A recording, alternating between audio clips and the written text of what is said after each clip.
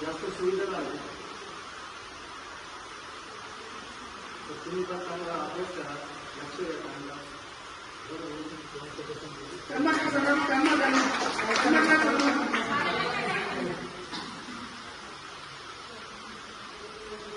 तुम्ही पण मुलांचं लक्ष द्या, चांगलं सांगा त्यांना, तुझं थांबा, अभ्यास करा. तुम्ही पण लक्ष द्या, शिक्षक पण लक्ष देतील, आपलं पण कर्तव्य करा.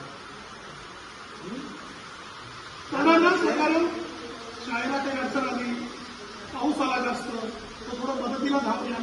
तुम्ही जवळ आसपास येणारे आहेत, तुम्ही स्वतःचं पण काम करणार आहात, तर त्यांच्याकडे लक्ष द्यायचं आहे, त्यांच्या प्रगतीकडे लक्ष द्या.